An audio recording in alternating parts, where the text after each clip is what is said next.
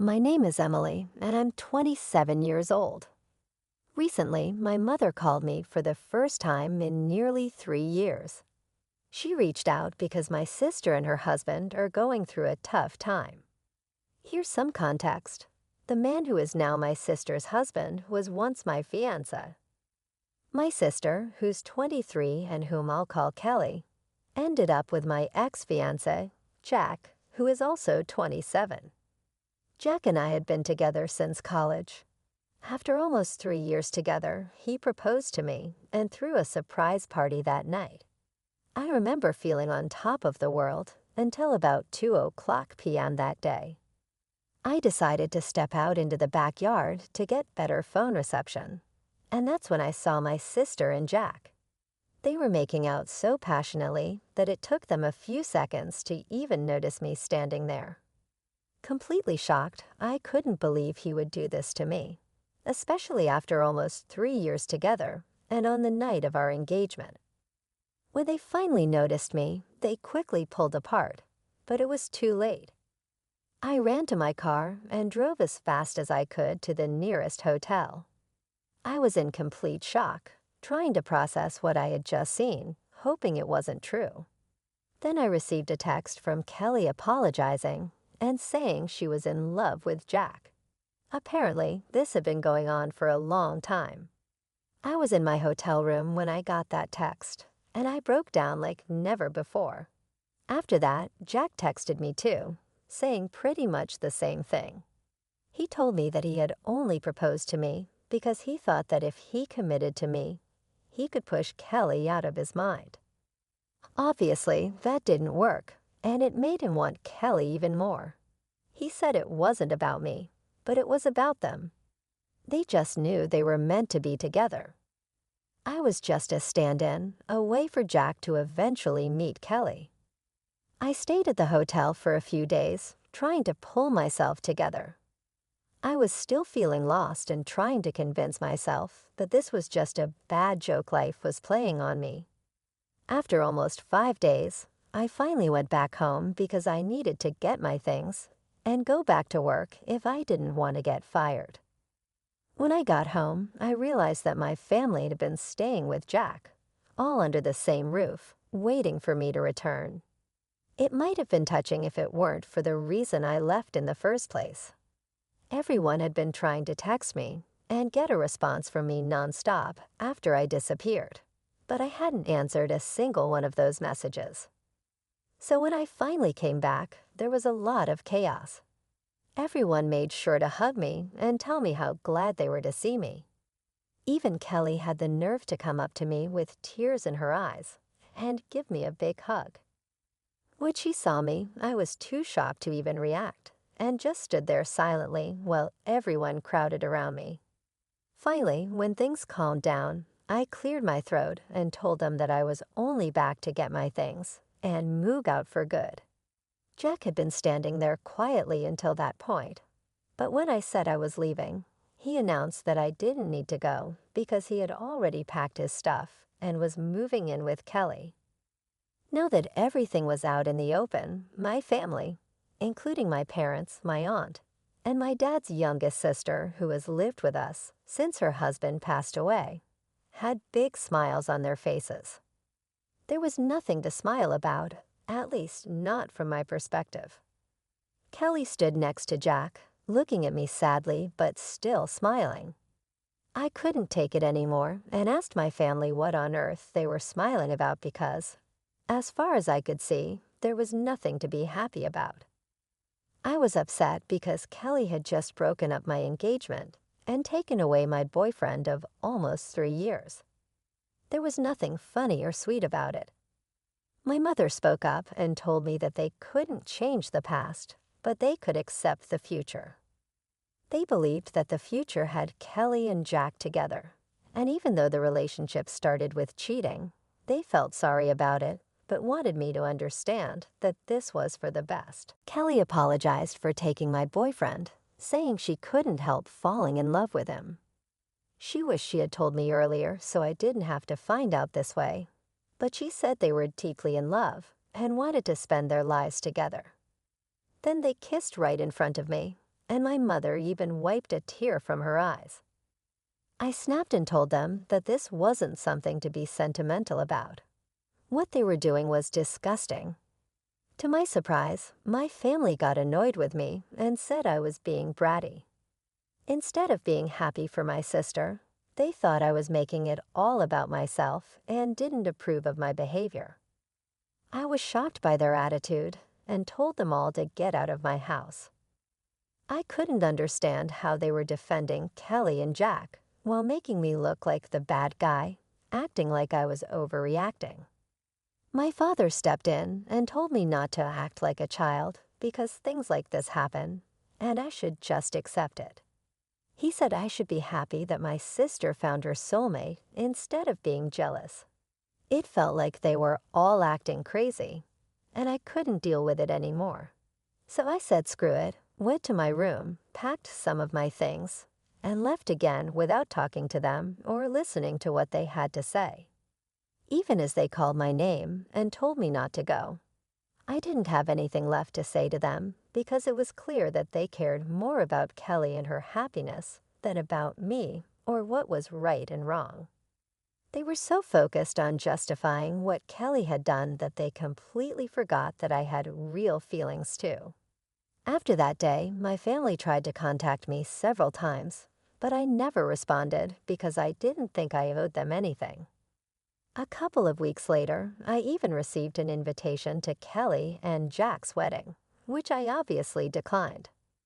All the friends that Jack and I had in common also declined the wedding invitation to support me, and even a few relatives who knew the truth stopped interacting with my family after they learned how I had been treated. It's been 3 years, and I've cut them out of my life completely. They occasionally try to get back in touch by wishing me well on my birthday or New Year, but I always ignore them. I never blocked any of them, though I did remove them from my friends list. Since I have a public account, they could still see what I was up to, which is what I wanted. I wanted them to see that I was living a great life and let them feel jealous. It was a bit petty, but it was the least I could do after how they treated me. Until recently, I had no idea what they had been up to in the last few years. About 5 days ago, my mother called me from a number I didn't recognize. When I answered and realized it was her, I tried to hang up, but she begged me desperately for a chance to talk. She sounded so upset that I agreed to listen for a couple of minutes because I couldn't ignore her completely. She told me that Kelly and Jack had started a business a couple of years ago, but it was failing badly. Their investors were backing out because the business wasn't making any profit. They borrowed more money, but even that didn't help, and now they were deep in debt. Loan sharks were after them, and they were being hounded by everyone from their employees to their investors and the people they had borrowed money from. I live a comfortable life and could afford to help them out, so my mother turned to me as a last resort, begging me to loan the money to pay off their debts. She wasn't asking for a small amount either. She wanted almost $95,000 to help Kelly and Jack. I asked why Kelly wasn't the one calling me if she needed help, and why she was making our mother speak to me instead. My mother explained that Kelly and Jack didn't even know she was asking me for help because they had told her not to. I guess they all still remembered what happened 3 years ago. Kelly didn't want me to know about their situation and wasn't ready to take help from me, but my mother didn't know anyone else who could give them that much money quickly. A couple of months had already passed, and Kelly and Jack were struggling even to put food on the table. My parents and Jack's family were helping as much as they could, but it wasn't enough. They had their own futures to think about, especially since most of my family, including Jack's parents, were retired. That's why my mother, with no other options, had called me to ask for help. I could afford to help them, but I really didn't want to. Kelly was right not to contact me for help because they lost the right to ask anything of me the day they cheated on me. I told my mother that I couldn't help them, and even if I could, I wouldn't. She sounded very upset and told me I was being cruel and needed to think about my family. I reminded her that Kelly and Jack didn't think about me when they had their affair, and my family didn't think about me while they supported them. So I didn't see why I needed to think about them now. I had worked hard to get where I am today, and I wasn't going to just give away $95,000 to two people who didn't deserve it.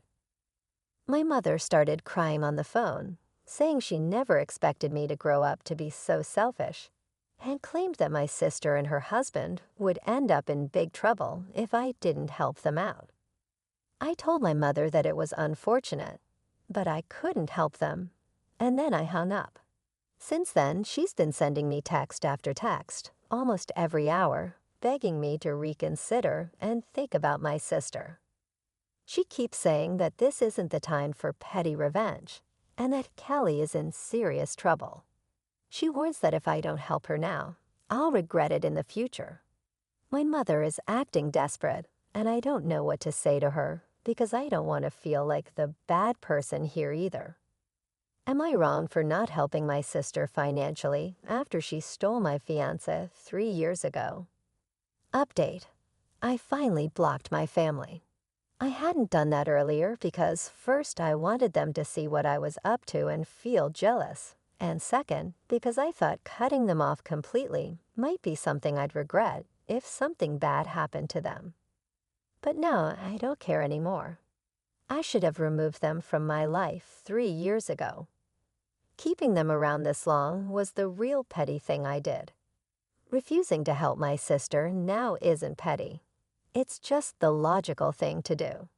They've already wasted so much money, and I'm sure that even if I gave them the money now, they wouldn't be able to pay it back.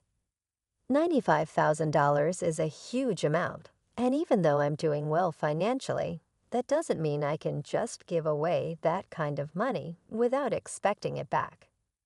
If it were a close friend I was helping, I would still expect to be repaid. But these are people who are close to me, and they're definitely not my loved ones. I can't expect them to pay me back, so there's really no reason for me to help them out.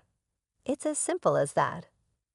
I talked to a few of my friends about this to get their opinions, and they agreed that I did the right thing by refusing to give them the money, not out of revenge, but because it's completely impractical and foolish to expect me to help the very people who betrayed me in the past. Anyway, my mother is now blocked, and she can't contact me to guilt-trip me anymore. I have nothing to worry about, or at least that's what I thought. Update 2. Hi everyone. Something really big happened today. I was at work when I got a call from my neighbor. She told me there was a couple outside my house screaming for me to come out and talk to them. My neighbor said they seemed pretty crazy and had been yelling at my door for about an hour, refusing to leave. I asked her to describe them, but deep down, I already knew who it was. When she described them, it just confirmed my suspicion. It was Kelly and Jack. My neighbor insisted that I'd come back home to deal with them because she didn't think they were up to any good. Given that it was Kelly and Jack, I knew she was right. So I thanked her and immediately started driving back home because I couldn't risk them getting into my house. Luckily, I got there in about 20 minutes and caught them in the act of trying to break into my house by picking a lock on my door. I pulled up in front of my house and demanded to know what they thought they were doing. I tried to call the police right away, but Jack moved like lightning and knocked the phone out of my hand. Kelly walked over and said they were just there to talk and didn't want anything from me, at least not right now. I told them to make it quick and made it clear that they shouldn't expect me to invite them inside. Whatever they had to say would have to be discussed outside in the yard. They seemed okay with that, which was a relief because I didn't think it would be a good idea to let them inside. They already seemed pretty hostile, and I didn't know what to expect. Kelly started talking and told me that our mother had informed her about the phone call and how I had ignored the texts that followed and even blocked them all. She said that the way I was behaving was very unfair and that since it had been 3 years, I should really be over it by now. I was accused of being silly and dramatic just to get attention from my family. Kelly said she felt insulted because I refused to help them, and that's why she was there to talk to me. She mentioned that she had managed to arrange the money for now by selling their house and all their jewelry, but there was a strong chance she might need more in the future. She wanted to know that she could rely on me for help when that time came.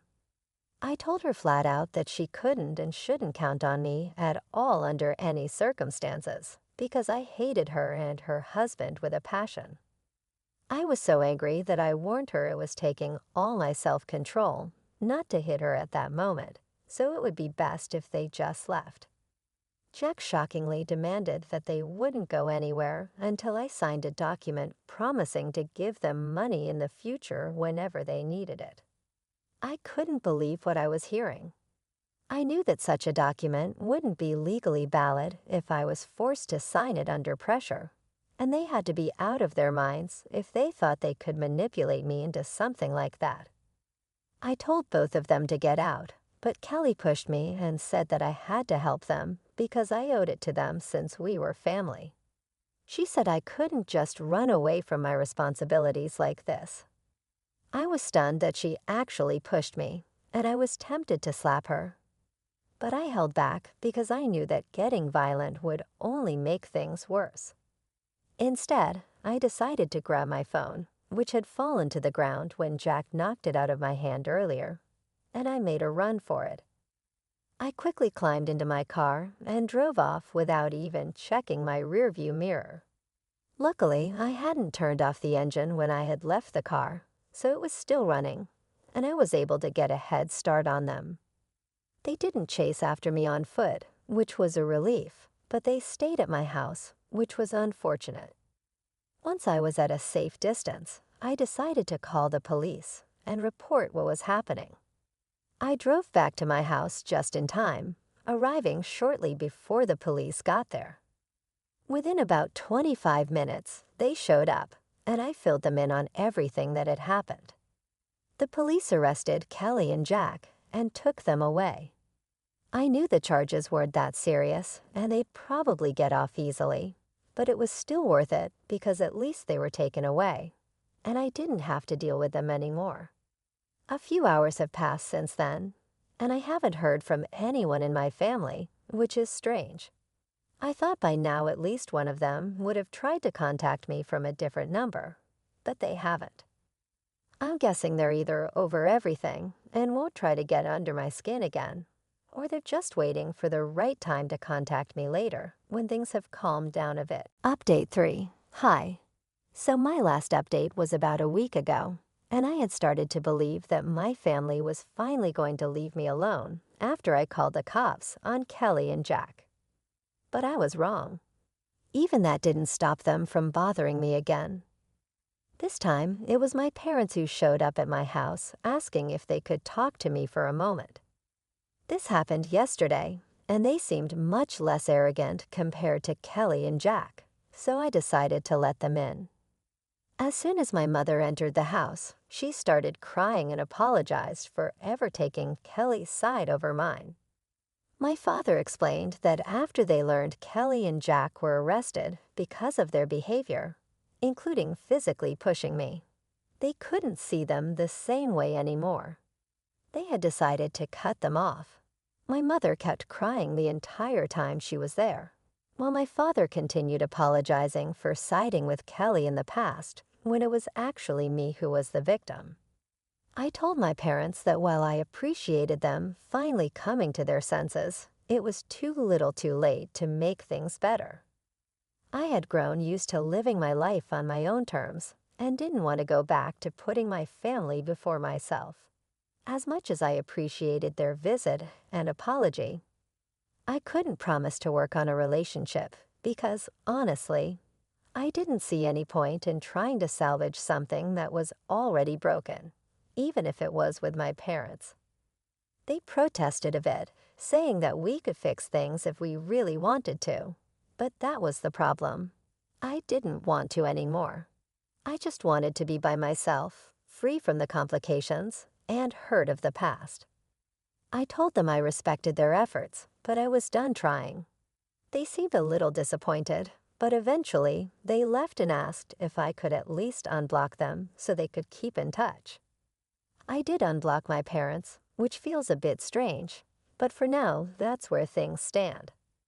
I'm not sure what the future holds, but I'm focusing on my own peace and well-being. Stay tuned for more updates on how things unfold.